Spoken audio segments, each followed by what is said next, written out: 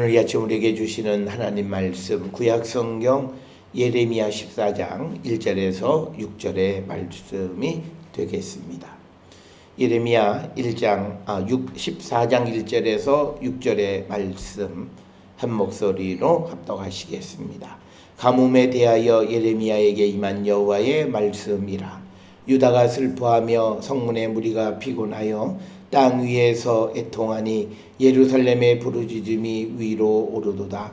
귀인들은 자기 사환들을 보내어 물을 얻으려 하였으나 그들이 우물에 갔어도 물을 얻지 못하여 빈 그릇으로 돌아오니 부끄럽고 근심하여 그들의 머리를 가리며 땅에 비가 없어 지면이 갈라지니 밭가는 자가 부끄러워서 그의 머리를 가리는도다. 들의 암사슴은 새끼를 낳아도 풀이 없으므로 내버리며 들나귀들은 벗은 산 위에 서서 승냥이 같이 헐떡이며 풀이 없으므로 눈이 흐려지는도다. 아멘. 오늘 우리가 함께 읽은 예레미야 14장 1절로부터 6절에 있는 말씀은 이제 하나님에게 순종하지 않고 하나님의 말씀을 듣지 않는 이스라엘 백성들에게 내리는 하나님의 심판의 모습 가운데에 이제 첫 번째가 가뭄에 관한, 기근에 관한 것입니다. 오늘 우리가 주시는 말씀에서 이 예레미야 14장 1절부터 6절에 나와 있는 이 가뭄, 기근에 관한 것이 우리가 전체 내용을 통해서 보면 이스라엘 백성의 죄의 결과라고 하는 사실. 따라서 우리는 오늘을 살아가면서 우리가 겪고 있는 이 자연 환경 파괴도 우리의 죄의 결과라는 사실을 우리가 인지하셔야 됩니다. 우리는 우리가 살고 있는 이 세상의 환경의 변화, 기후 변화, 그래서 우리 주변에 여러 가지 나타나는 현상들, 특별히 지금 우리가 장마가 되어야 함에도 비가 내리지 않는 이런 특이한 현상 역시도 우리가 그 환경의 파괴로 말미암아 되어진 건데, 이 환경의 파괴의 원인은 결국은 그 땅에 살고 있는, 그 지역에 살고 있는 사람들의 죄와 무관하지 않다. 그래서 죄라고 하는 것은 그 사람의 개인적인 삶에만 영향을 미치는 것이 아니라 자연 환경뿐만 아니라 사회 환경, 사회 생활 영역 전체에 영향을 미치는 것이 죄다라고 하는 겁니다. 그렇기 때문에 우리는 이 죄 문제에 대해서 심각하게 여기고 우리가 신속하게 이 문제를 해결하는 자들이 되어야 한다라고 하는 것이 성경의 가르침입니다. 특별히 오늘 주시는 본문의 말씀에서, 그리고 성경의 많은 예를 보면 범죄하는 이스라엘 백성들을 심판하는 심판의 도구로 많이 등장하는 것이 흉년, 가뭄에 관한 겁니다. 그래서 우리가 겪는 이런 자연의 변화가 단순한 다른 것이 아니라 인간의 죄 때문이다. 특별히 하나님께서 우리에게 잘 다스리고 이것을 잘 가꾸라고 하는 창세기의 창조 질서를 우리가 깨트리고 이 자연 환경을 보호하고 또는 잘 유지하기보다는 파괴하고 자기의 유익만을 위한 삶을 살아간 결과가 오늘 주시는 본문과 같은 가뭄이나 또는 우리가 겪고 있는 자연 환경의 변화다, 이렇게 말씀을 드릴 수 있습니다. 따라서 성경에는 흉년뿐만 아니라 또는 질병이나 또 가뭄의 반대가 되는 홍수, 이런 것들이 모두 하나님의 심판의 도구다. 그래서 하나님이 세상을 심판하시는 이유는 죄로 말미암아 심판하는데, 그런 자연의 변화를 통해서 심판하시기 때문에 죄는 우리의 개인의 삶에 뿐만 아니라 자연환경과 사회생활 영역 전체에도 영향을 끼친다라고 하는 거고요. 죄인 한 사람의 그 잘못된 선택은 우리가 잘 아는 것처럼 1980년에 5.17 군사 쿠데타를 통해서 보게 되면 그 잘못된 생각으로 수많은 사람의 생명과 역사를 뒤로 후퇴하게 하는 그런 사회생활에 큰 어떤 변화를 우리가 겪게 되어지는 것 역시도 인간의 죄 때문이다. 그래서 죄는 우리의 삶 전체에 악한 영향을 끼치고, 그래서 죄 가운데 있는 사람은 어떤 경우에도 행복한 삶을 살 수가 없다라고 하는 것이 성경 전체의 말씀이 되겠고, 따라서 우리는 세상을 살아가면서 우리가 겪는 이런 보편적인 자연환경의 변화들, 이런 것들을 통해서 우리 사회가, 그리고 그 사회 속에 살고 있는 내가 하나님 앞에 어떤 죄인인가를 우리가 성찰하는 시간이 우리에게 필요합니다. 우리가 그것을 성찰하지 아니하고 이것은 나하고는 전혀 관계없다 생각하면서 자기가 원하는 대로 살아가는 삶을 유지하는 사람들이 성경이 말하는 교만한 자다라고 하는 거죠. 우리가 어저께도 보았습니다만 이스라엘 백성들은 영적으로 깨어있지 않기 때문에 하나님께서 예언자를 통해서 주시든 아니면 자연환경을 통해서 이런 자연재해를 통해서 그들을 경고하지만 그들이 듣지 않는 거죠. 오늘 우리가 살아가는 이 시대에 수많은 그리스도인들이 우리가 겪고 있는 이런 자연환경의 변화나 이런 것들이 우리의 죄악의 문제라고 하는 사실을 이렇게 깨닫는 사람들은 별로 없다라고 하는 겁니다. 그래서 우리가 우리 안에 남아있는 죄, 분명 우리에게 벌어지는 이런 현상들을 통해서 보면 아직도 우리가 씻어내야 될 죄가 많이 있다라고 하는 것을 통해서 우리의 죄를 다시 한번 우리가 돌이키고 회개에 합당한 열매를 맺는 자들이 되어야 합니다. 오늘 주시는 본문 2절로부터 6절에 보게 되면 이 가뭄이 임함으로 말미암아 그 성에 살고 있는 사람들이 이제 물이 없어서 부르짖게 되고, 그리고 물을 구하려고 해도 구할 수가 없는 상황이 되고, 그 다음에 뿐만 아니라 4절에서는 땅에 비가 없으므로 밭을 가는 자들이 밭을 갈 수 없고 그래서 식량이 고갈하게 되고, 또 들짐승들이 이제 새끼를 낳아도 풀이 없어서 그 새끼들을 버리게 되고, 그 다음에 6절에서 들나귀들은 벗은 산에서 아무것도 자라지 않는 민둥산을 얘기하는 거죠. 승냥이같이 헐떡이며 풀이 없으므로 눈이 흐려지는 도다. 우리가 오늘 주시는 이 3절로부터 6절에 있는 말씀을 한마디로 우리가 정의하면 생태계 파괴 현상이 벌어지는 것. 그것은 자연의 어떤 그 환경의 변화인데 그 환경 변화의 원인은 이스라엘의 죄로 말미암아 이스라엘을 심판하시기 위한 하나님의 심판의 결과다라고 하는 사실. 그래서 서두에서 말씀드렸던 것처럼 우리가 겪고 있는 자연환경이나 사회생활 영역의 커다란 변화는 어쩌면 우리의 죄악 때문이라고 하는 성경의 시각을 우리는 갖고 하나님 앞에 우리가 우리 자신을 드러내고 우리가 우리를 성찰하고 회개에 합당한 열매를 맺어야 한다라고 하는 겁니다. 오늘 주시는 14장 1절에 가뭄이라고 하는 겁니다. 가뭄은 몇 년 동안 비가 내리지 않는 것. 우리가 잘 아는 것처럼 창세기에 보게 되면 그 이집트에는 7년 동안 비가 내리지 않는다든지, 오늘날 어느 나라든지요, 한 지역에 2, 3년만 비가 내리지 않으면 그 지역은 바로 가뭄으로 말미암은 흉년이 깃들게 되고, 그래서 생태계 전체는 파괴되어지는 것을 우리는 보게 됩니다. 이런 자연현상의 변화를 성경은 하나님의 심판이다 이렇게 이해하고 있습니다. 그래서 인간의 죄악의 결과다라고 하는 것이 성경의 입장이고, 그래서 시편 106편 16절에 보게 되면 가뭄은 하나님의 심판이다 이렇게 묘사가 되어져 있습니다. 뿐만 아니라 아모스 4장 6절 7절에서도 여호와께서 사마리아에 흉년을 주셔서 그들을 여호와께로 돌아오게 하지만 역시 그들이 여호와께 돌아오지 않았다라고 하는 겁니다. 그래서 흉년의 극한 상황을 하나님께서 허락하시고 그런 상황을 주시는 이유는 그것을 통해서 그들이 깨닫기를 원하시는데, 그들이 영적으로 무디어 있기 때문에 우리가 그 하나님의 경고의 말씀을 듣지 못한다라고 하는 겁니다. 인간은 누구나가 하나님 앞에 죄인이고 온전한 사람은 없습니다. 그런데 우리가 날마다 기도하고 말씀을 보고 그리고 주의 음성에 귀를 기울이는 사람은 그 부족하고 하나님 앞에 범죄한 가운데에서 하나님이 우리에게 주시는 경고의 메시지를 듣게 됩니다.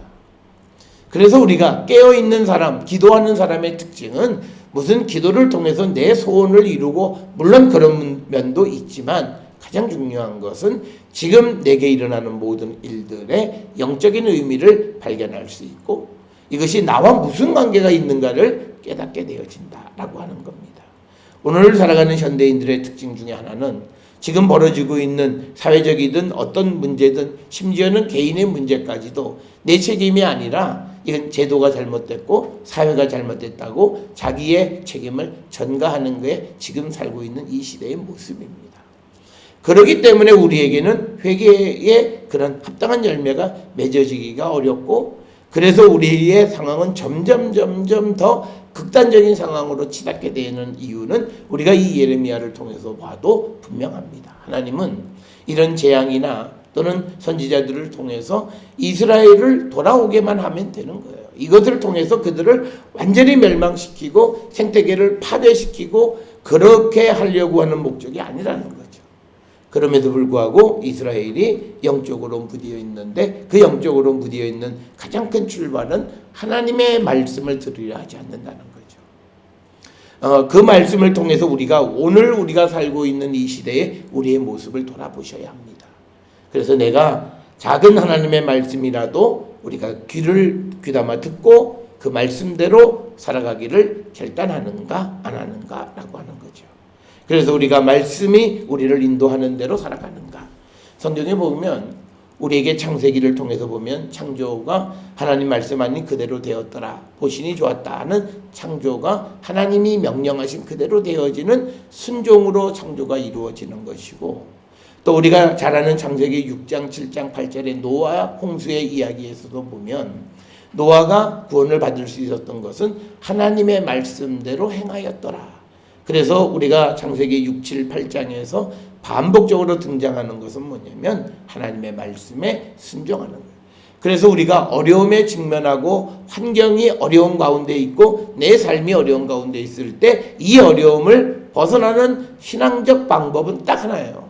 그때일수록 우리가 하나님의 말씀에 귀담아 듣고 그 말씀에 순종할 때 우리에게 구원이 이루어지는 거예요.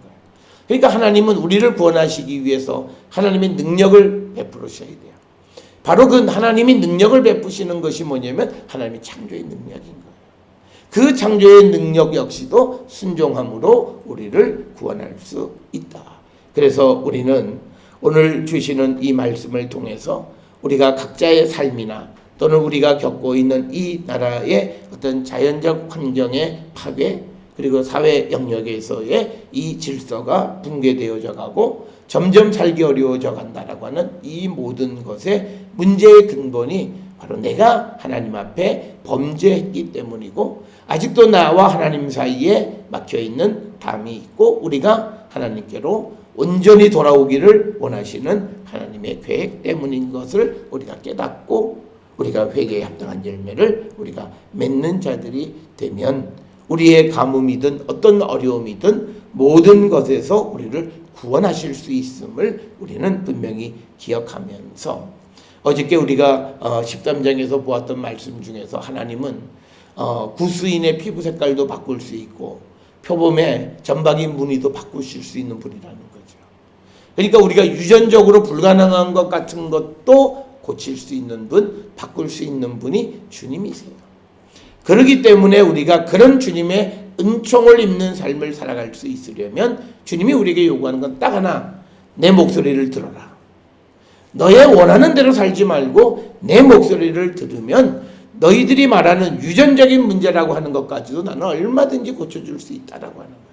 오늘날 사람들은 얼마나 무식하면 내가 유전적인 거는 평생 안고 가야 된다라고 하는 절망적 삶을 살아가요. 그건 신앙의 모습이 아니에요.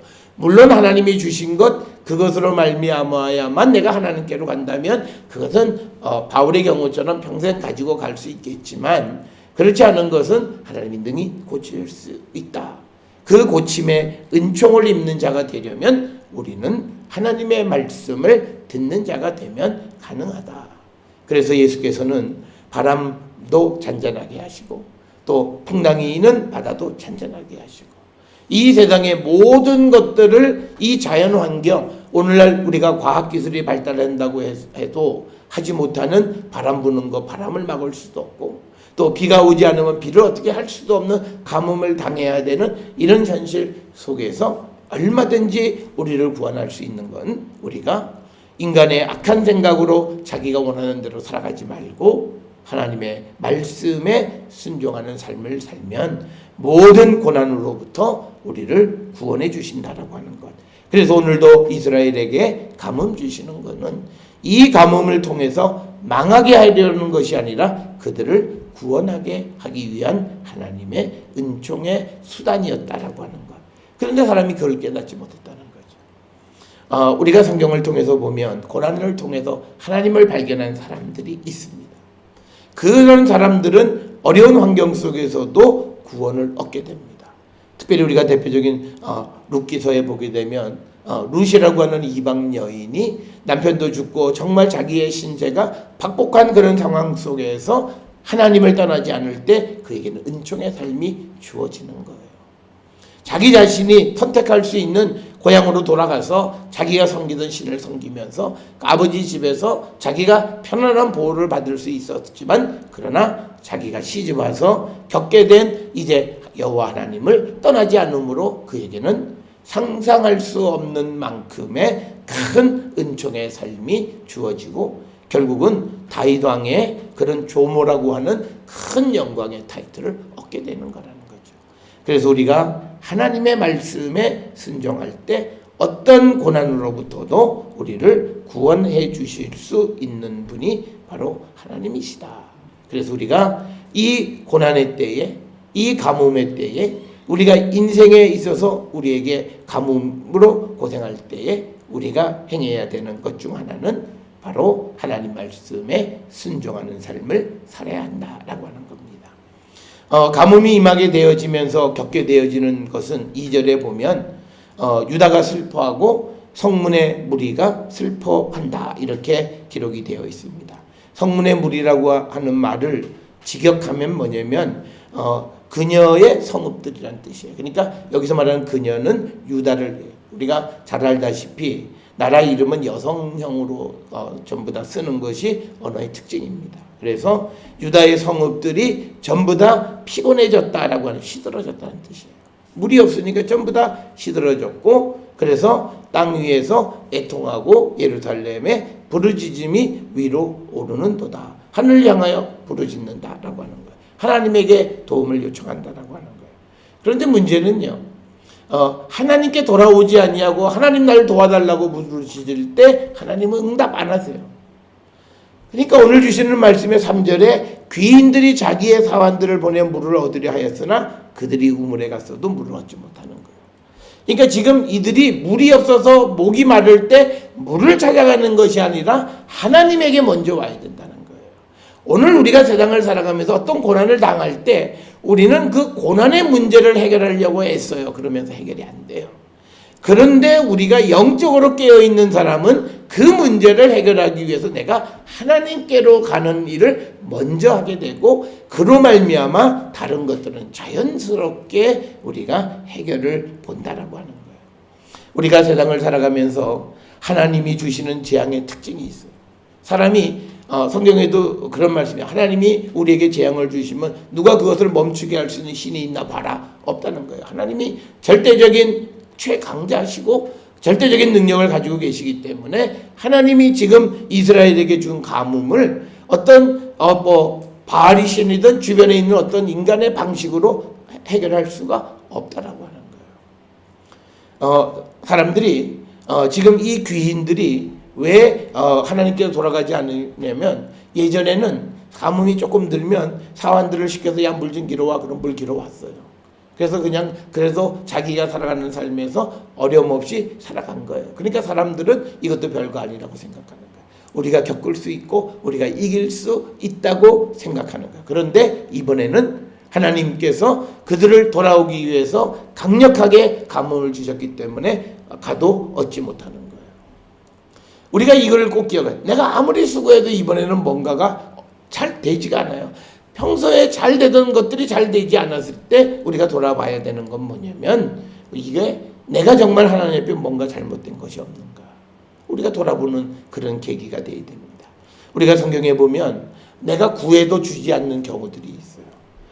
우리가 잘 아는 것은 야고보서 4장 3절에 구하여도 얻지 못하는 것은 이것은 정욕에 쓰려고 잘못 구하기 때문이라는 거예요. 그러니까 잘못 구하면 주지 않으시는 거예요. 그러니까 내가 평소에는 이렇게 구하면 구해졌는데 구함이 내게 공급되지 않는다라고 하는 것은 뭔가 잘못된 거예요. 또 우리가 잘 아는 누가복음 13장 24절에 좁은 문으로 들어가기를 구하여도 들어가는 이가 적다라고 하는 거예요. 그렇지만 구한다고 해서 되는 게 아니라 구하고 좁은 문으로 들어가려면 그들이 하나님께로 가면 좁은 문 들어가요. 그런데 하나님께로 가려고 하지는 않고 저것이 구원의 문이니까 나도 구원으로 들어가고 싶어. 그러니까 아무리 가고 싶어도 가지 못하는 거예요. 왜? 그것에 들어가려면 우리에게 필요한 건 하나님께로 돌아가는 거예요. 또 우리가 에스겔 7장 25절에도 보면 평강을 구하여도 얻지 못한다. 하나님은 우리에게 평강을 주지 않으시면 아무리 구하려고 했어도 우리가 얻지 못하는 거예요. 우리가 가끔 보면 어떤 이들이 잠이 오지 않고 불면증이고 아무리 수면제를 먹어도 잠을 못 자는 사람이 있어요. 우리가 믿음 안에 있는 사람이 그 방법을 해결하는 것은 주께로 가는 거예요. 주님, 내가 아직도 내 자신의 어떤 문제들을 발견하지 못하고 아직도 내가 자기의 속에 있고 그래서 내가 하나님께 돌아오지 못함으로 내 마음이 불안한데 우리가 정말 하나님께로 돌아가서 마음의 평강을 주시옵소서. 그러니까 우리가 믿음 안에서요 가장 쉬운 병은 이게 불면증이에요. 불면증은 하나님이 우리에게 마음의 평강을 주시면 해결이 돼요. 그런데 하나님의 은혜와 평강이 우리에게 임하면 우리는 그 문제를 해결할 수 있다. 또 잠언 14장 6절에 보면 거만한 자는 지혜를 구하여도 얻지 못한다. 그러니까 뭐냐면 내가 아무리 뭘 원해도 얻지 못하는 일이 벌어졌을 때는 내가 문제가 있든지 이것이 하나님이 준 재앙이든지 뭔가 어떤 특별한 이유가 있다는 거예요. 그래서 우리가 일상적인 삶이 일상적이지 않을 때 우리가 그것을 통해서 내 모습을 돌아볼 줄 알아야 돼요. 그래서 항상 겸손하게 성찰의 모습이 있어야 한다. 오늘 주시는 이 귀인들이 자기 사안을 보내서 물을 얻으려고 하지만 그러나 그 가뭄이 하나님 주신 거기 때문에 우물에 가도 물을 얻을 수가 없고 그들이 빈 그릇으로 돌아오니 부끄럽고 근심하여 그들의 머리를 가린다. 그러니까 이 재앙을 어떻게 해결할 원인은 알아요. 물이 없다. 그런데 물을 얻으러 가는 곳곳마다에서 물을 얻지 못해요. 하나님이 막으신 거예요. 그래서 우리는 우리와 하나님 사이의 관계를 개선함으로부터 모든 문제를 해결해 가려고 하는 그런 영적인 지혜를 갖는 이들이 필요합니다. 우리는 우리의 삶에 어떤 어려움이 직면하면 그 문제에만 매달려요. 그러니까 해결되는 것 같으면서도 해결되지 않아요. 해결됐다 그러는데 또 지나면 그 일이 반복되어져요. 그 이유는 근본적인 해결이 되지 않은 거예요. 근본적인 해결은 하나님께로 돌아가는 거예요. 우리에게 어떤 어려움을 주시는 이유는 하나님께 돌아오기를 원하시는 거예요. 사람이 자기의 삶이 잘 되면 점점 물리적으로 하나님으로부터 멀어져요. 그러면서 그럴 때 사람들이 자기 변명은 마음의 중심은 안 그렇지. 아니에요. 물리적으로 멀어지면 마음의 중심도 멀어지게 돼 있어요. 우리가 사람을 자주 만나지 않으면 그 사람하고 소원해지는 것 똑같은 거예요. 그런데 우리는 내가 하나님 앞에 가는 거, 기도하고 말씀 보고 예배하는 그 빈도가 줄어들면 나와 하나님 사이의 관계가 줄어들어요. 그래서 본질은 형식이 어느 정도 갖춰져야 돼요. 근데 사람들이 형식은 갖추지 않으면서 뭐냐면 내 마음의 중심이 하나, 그럴 수가 없어요. 그래서 결국은 우리가 근본적인 문제를 해결하지 않아요. 뭔가가 일이 잘 꼬이고 잘 해결되지 않으면 하던 일을 멈추고 하나님을 찾는 그런 영적인 결단력이 우리에게 필요한 거예요. 그럴 때 우리는 하나님께서 주시는 전혀 생각하지 못한 새로운 방법 속에서 우리가 모든 문제를 해결할 수 있다라고 하는 겁니다. 오늘 주시는 4절, 5절, 6절은 이제 비가 내리지 않으므로 가뭄이 들어서 그것에 의해서 비가 와야만 생산되어지는 그런 생산물들이 전부 다 고갈되어지는 그런 현실을 이야기하는 겁니다. 가뭄이 무서운 것은 물이 없는 것뿐만이 아니라 물이 없음으로 인해서 다른 식량의 생산에 차질을 주기 때문입니다. 그래서 오늘 주시는 말씀에 비가 없어 지면이 갈라지니 밭가는 이 농부들이 부끄러워서 그 머리를 가리웠다라고 하는 거예요. 이 머리를 가리운다라고 하는 것, 반복적으로 등장하는 3절에도 머리를 가리고 4절에도 머리를 가렸다는 건 절망적 행동이에요. 그러니까 우리로 얘기하면 오늘날 포기 시대에 살고 있는 거예요. 그러니까 뭐 해도 방법이 없는 거예요. 뭐 비가 와야 농사를 짓지, 우물에 무슨 물이 있어야 무슨 뭐 물, 그러니까 완전히 절망적 그런 행동입니다. 그렇게 되어지니까 점점 이 시대 전체가 포기 시대로 가는 거예요. 우리 시대 똑같은 거예요. 지금 우리가 일자리나 모든 것들 뭐 이런 경제적인 어려움 때문에 포기 시대 속에 청년들이 살아가는 문제, 이 문제를 물론 국가를 운영하는 지도자들은 정책이나 이런 것들을 잘해야 되지만 교회가 해야 될 일들은 그들을 하나님께로 데려가야 돼요. 그래야만 길이 열립니다. 우리가 하나님하고 겨루면 우리만 손해봐요. 우리는 결국은 마지막에 꺾여야 하나님께로 오는 거예요. 그럴 때는 너무 고통스러운 거예요. 그런데 지금은 그래도 하나님은 오기를 기다리시는 거예요. 그래서 우리는 오늘날 젊은이들이 교회로부터 점점 없어져가는 현실 속에서 우리는 젊은이들에게 복음을 심어주고, 이 시대는 그러니까 그냥 그들을 내버려 두는 것이 아니라 정말 그들을 사랑하고 그들의 삶에 하나님의 은총이 임하는 그런 삶을 살아가는 자들이 되기를 원하면 그들을 주께로 인도해야 돼요. 그래야만 지금 우리가 한 10여 년, 20여 년 동안 우리 사회를 덮고 있는 이 절망의 그림자를 걷어낼 수 있어요. 하나님이 제일 쉬운 것은 우리에게 희망을 주시는 것, 그건 너무너무 쉬워요.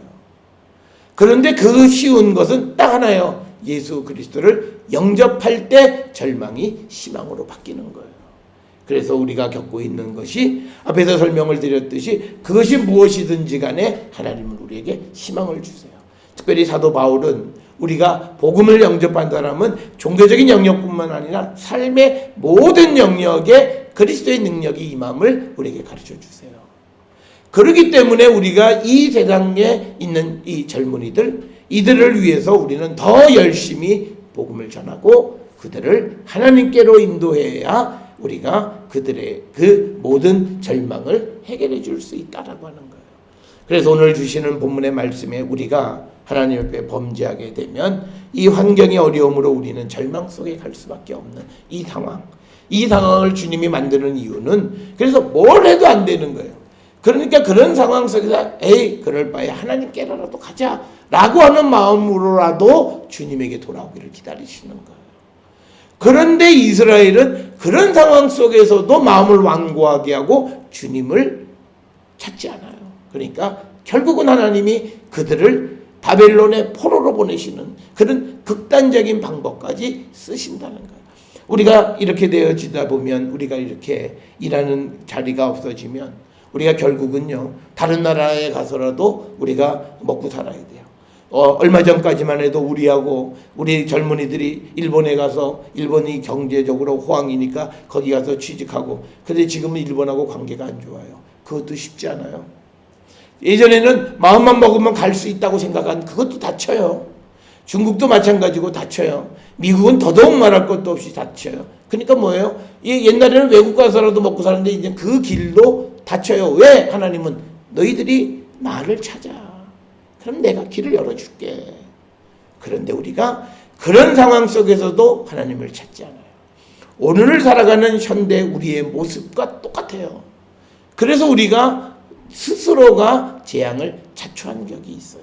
국가가, 나라가 무슨 정책을 잘못한 면도 있지만, 그러나 개인적인 면에서 우리가 성경적 관점에서 보면 우리가 하나님을 찾지 않는 거예요.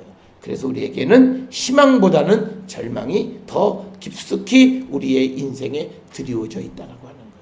그래서 우리는 주님에게로 가서 주님이 우리에게 주시는 그 주님을 우리의 왕으로 고백하면서 우리에게 주시는 희망을 갖고 살아가는 사람들이 되어야 돼요. 그 희망만이 우리에게 유일한 길이다. 그래서 주님은 이스라엘에게 가뭄을 주셨어요. 그런데도 그들이 하나님을 찾지 않는다.